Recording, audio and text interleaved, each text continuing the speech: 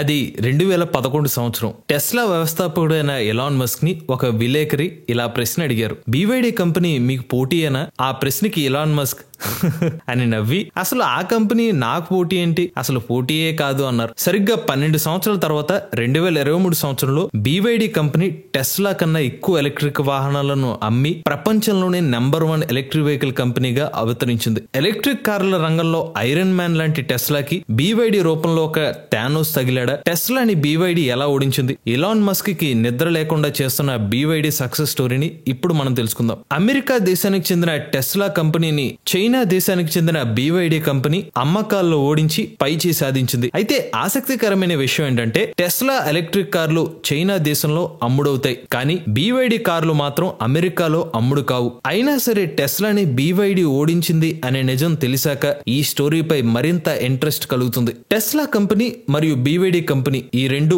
ఒకే సంవత్సరంలో ఎలక్ట్రిక్ కార్ల తయారీ రంగంలోకి అడుగు పెట్టాయి. అది 2008 సంవత్సరం. 2008లో టెస్లా రోడ్ స్టర్ ని లాంచ్ చేసింది. BYD F3DM కార్ ని లాంచ్ చేసింది. BYD కంపెనీ యొక్క full form build your dreams. అయితే ప్రజల కళల్లో టెస్లాని ఊహించుకున్నారు, కానీ ఎవరు ఊహించని విధంగా టెస్లాకి BYD నే పీడ కలగా మారింది. ఇక BYD టెస్లాని ఓడించడానికి ప్రధాన కారణం ఓన్ ప్రొడక్షన్. ఎలక్ట్రిక్ వాహనాల్లో ఉపయోగించే ప్రతి భాగాన్ని సొంతంగా తయారీ చేసుకుంటుంది BYD. టెస్లా తమ కార్ల తయారీ భాగాల కోసం బయట సప్లయర్స్ పై ఆధారపడుతుంది. అయితే ఒక ఎలక్ట్రిక్ కార్ లో ముఖ్యమైన battery, semi conductor, motor, controller ఇలా సింహభాగం ముడి భాగాలన్నీ కూడా BYD సొంత ఫ్యాక్టరీలోనే తయారు చేసుకుంటుంది. దీనివల్ల టెస్లా కార్ తయారీ ఖర్చు కన్నా తక్కువ ఖర్చుతోనే BYD కార్లను తయారు చేయగలుగుతుంది. ఇతర సప్లయర్స్ పై ఆధారపడాల్సిన అవసరం లేకపోవడం వల్ల ప్రొడక్షన్ ఇబ్బందులు టెస్లాతో పోలిస్తే BYD కి చాలా తక్కువ. రెండవది, బ్యాటరీ తయారీలో టెస్లా కంటే అనుభవం BYDది. నిజానికి BYD కంపెనీ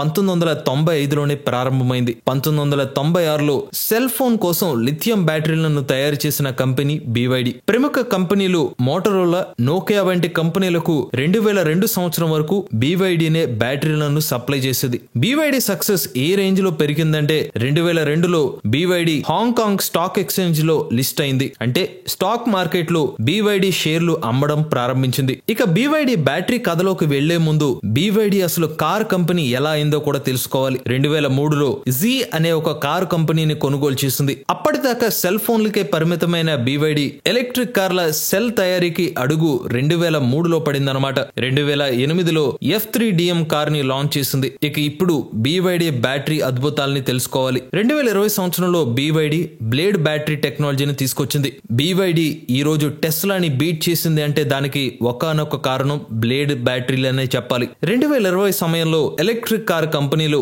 LFP బ్యాటరీల నుండి దూరం జరగడం ప్రారంభించాయి. కారణం వీటిలో తక్కువ ఎనర్జీ డెన్సిటీ ఉండటం. ఈ సవాలన్నిటికీ ఒక సమాధానాన్ని ఇస్తూ ఎక్కువ ఎనర్జీ డెన్సిటీ ఇచ్చే బ్లేడ్ బ్యాటరీలను BYD రిలీజ్ చేసింది. LFP లో పల్చటి బ్లేడ్ బ్యాటరీలను తయారు చేసి ఎనర్జీ డెన్సిటీతో పాటు సేఫ్టీని సైతం అమాంతం పెంచేసింది BYD. ఇక బ్లేడ్ బ్యాటరీలు వచ్చేసరికి టెస్లా మోడల్ S మార్కెట్ లో టాప్ క్లాస్ అమ్మకాలు జరుగుతున్నాయి. దానికి చెక్ పెట్టే విధంగా BYD హ్యాండ్ ఎలక్ట్రిక్ కార్ ని తీసుకొచ్చింది. ఆ సంవత్సరం BYD 1,30,000 ఎలక్ట్రిక్ కార్లను అమ్మింది. ఇక BYD సక్సెస్ కి మూడో కారణం హైబ్రిడ్ కార్లు. BYD టెస్లా లాగా పూర్తిగా ప్యూర్ ఎలక్ట్రిక్ కార్లని నమ్ముకోలేదు. హైబ్రిడ్ కార్లని ప్యారలల్ గా రన్ చేసింది. హైబ్రిడ్ అంటే అర్థం బ్యాటరీ మరియు పెట్రోల్ తో పనిచేసే కార్ అని. ప్లగ్ ఇన్ హైబ్రిడ్ కార్లతో ఉన్న అడ్వాంటేజ్ వీటి రేంజ్ బ్యాటరీ కార్ల కన్నా చాలా ఎక్కువ. కారణం బ్యాటరీ పవర్ అయిపోతే ఫుల్ ట్యాంక్ కొట్టించుకుని 1000 కిలోమీటర్లు తిరగొచ్చు. అంటే ఇవి 2-in-1 కార్ అన్నమాట. ఈ స్ట్రాటజీ BYD అమ్మకాలు రాకెట్ స్పీడ్ లో పెరిగేలా చేశాయి.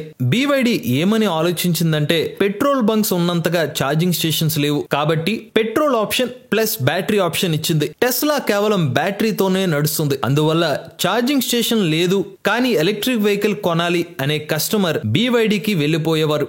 ఇలా ఒక అవసరాన్ని తెలివిగా BYD ఉపయోగించుకుని మార్కెట్ లోకి వెళ్ళింది. BYD సక్సెస్ కి 4వ పాయింట్ ఈ కార్ల యొక్క అందుబాటు ధరలు. BYD ఎలక్ట్రిక్ కార్ ధరలు 10 లక్షల రూపాయల నుండి 33 లక్షల వరకు ఉంటాయి. అంటే ఒక మిడిల్ క్లాస్ నుండి రిచ్ క్లాస్ వరకు అందరికీ అందుబాటు రేంజ్ లో ఎలక్ట్రిక్ కార్లను తయారు చేసింది. కానీ టెస్లా ఎలక్ట్రిక్ కార్ల యొక్క స్టార్టింగ్ రేటే 30 లక్షల రూపాయల నుండి ప్రారంభమవుతాయి. కాబట్టి బడ్జెట్ సెగ్మెంట్ ని BYD అందిపుచ్చుకుంది. 5వ పాయింట్ చైనా ప్రభుత్వం సబ్సిడీలు. 2009 2019 నుండి బీజింగ్ ప్రాంతంలో ఎలక్ట్రిక్ కార్లు కొంటే చైనా ప్రభుత్వం కస్టమర్లకు సబ్సిడీని ఇవ్వడం ప్రారంభించింది. ఇది BYD కంపెనీ మార్కెట్ పెరగడానికి మరొక కారణం అని చెప్పాలి. రోడియం గ్రూప్ అధ్యయనం ప్రకారం 2015 నుండి 2020 మధ్యలో BYDకి ప్రభుత్వం ద్వారా $4.3 బిలియన్ సబ్సిడీ వచ్చింది. అంటే దాదాపుగా 35,000 కోట్ల రూపాయలు. ఒకవేళ ప్రభుత్వం సబ్సిడీ లేకపోయి ఉన్నట్లయితే BYD ప్రపంచ వ్యాప్తంగా విస్తరించకపోయి ఉండొచ్చు. BYD చైనాలో సూపర్ సక్సెస్ అయిన తర్వాత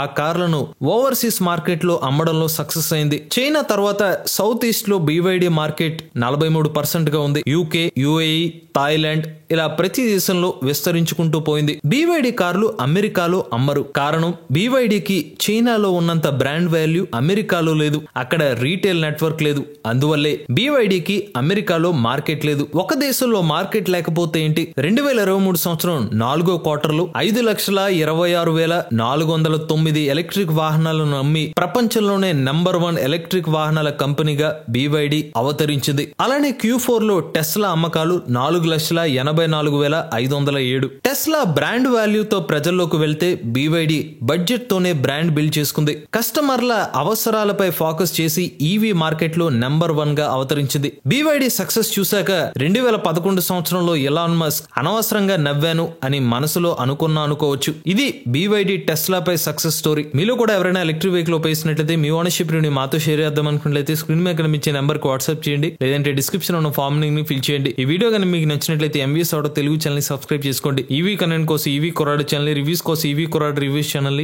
ఏ కంటెంట్ కోసం ఏ తెలుగు ఛానల్ ని సబ్స్క్రైబ్ చేసుకోండి. Charge the nature, drive the future.